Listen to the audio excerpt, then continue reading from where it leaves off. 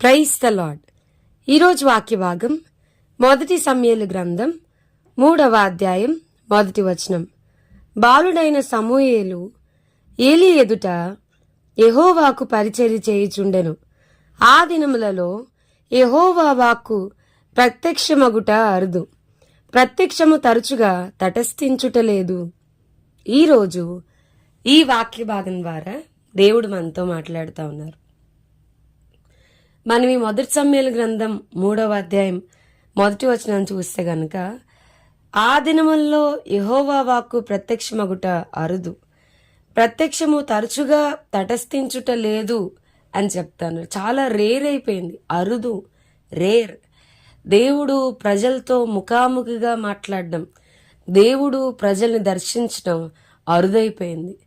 మరి అందుకే వాక్యం చెప్తా ఉంది, గాడ్ ఈజ్ సర్చింగ్. దేవుడు వెతుకుతా ఉన్నాడు. అందుకనే యెషయా గ్రంథంలో మనం చూస్తే గనక, నేను పిలువగా ఉత్తరమిచ్చువాడు ఒకడునూ లేడు, యెహోవా నామమున మొరబెట్టువాడు ఒకడునూ లేడు, తన దేవుడైన యెహోవాను ఆధారం చేసుకొని తాను ప్రోత్సాహపరుచుకుని వాడు ఒకడునూ లేడు అని చెప్పాలి.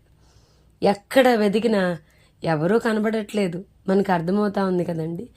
పెద్దవాళ్ళు ఎవరు అవైలబుల్గా లేనప్పుడు ఒక చిన్నవాడు మందసం దగ్గర పడుకున్నాడు.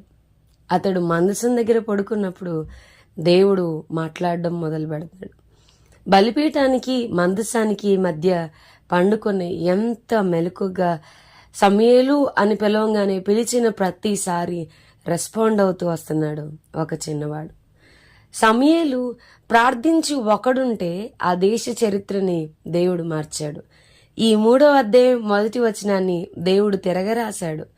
దేవునికి అవైలబుల్గా ఉన్న సమూయేలును బట్టి దేవుని వాక్కు అప్పటి వరకు ప్రత్యక్షమగుట అరుదు, వెరీ రేర్ అన్న కేసెస్లో తర్వాత చూస్తే ప్రతి సందర్భంలో ప్రతి దినము దేవుడు సమూయేలు ద్వారా ఇశ్రాయేలీలతో మాట్లాడడం మనం చూస్తూ వస్తున్నాం. చాలా స్పష్టంగా అది మొదలుకొని దేవుడు తన దాసునితో మాట్లాడడం, దేవుని స్వరాన్ని వినగలిగే వారి కొరకు, దేవుని మందసం దగ్గర మొరబెట్టే వారి కొరకు దేవుడు ఎదురు చూస్తూ ఉన్నాడు. God is searching. అందుకే వాక్యం చెప్తుంది కదండి, వివేకము కలిగి దేవుని వెదకువారు కలరేమో అని.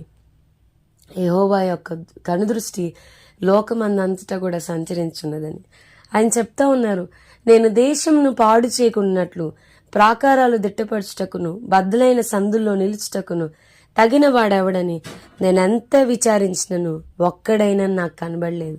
కావున నేను నా క్రోధంను, నా ఉగ్రతాగ్నిని వారి మీద క్రొమ్మరింతును, వారి ప్రవర్తనా ఫలము వారి మీదకి రప్పింతును అని చెప్తున్నారు. I will pour out my indignation and my wrath upon them అని ఆయన మాట్లాడుతూ వచ్చారు.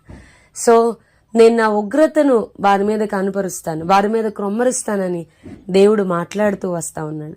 సో ఈరోజు మనం నేర్చుకోవాల్సింది ఏంటంటే, దేవునికి అవైలబుల్గా మనం ఉండగలుగుతున్నామా? Are we listening to the voice of God? దేవుని స్వరాన్ని వినగలిగే స్థితిలో మనం ఉన్నామా? పెద్దవారు ఎవ్వరు అందుబాటులో లేనప్పుడు ఒక చిన్నవాడు వింటా ఉన్నాడు. అందుకని అంటా ఉన్నా, దేవుడు చిన్నపిల్లలే కదా అని ఎవరిని తీసిపడేయలేదు, ఎవరిని పక్కన పెట్టేయలేదు. సో మనం కూడా మన పిల్లల్ని ఎంత శ్రేష్టంగా పెంచాలంటే, వారు మందిరంలో ఎక్కువ సమయం గడిపేలాగా, దేవుని ఎంట ఎక్కువగా పని చేసేలాగా, పరిచర్య చేసేలాగా పెంచగలగాలి.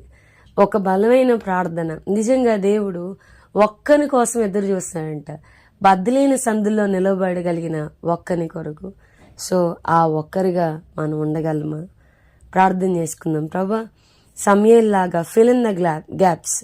ఆ యొక్క ఖాళీని, ఆ బద్దలైన సందుల్లో ఉన్న ఆ ఖాళీని మేము తీసుకోవడానికి కృపను అనుగ్రహించమని, వాక్యం వింటున్న మా ప్రియులైన వారిని అందరినీ దీవించి ఆశీర్వదించమని యేసు నామమున అడిగి వేడుకొంచున్నాం తండ్రి. Amen. God bless you and have a blessed day.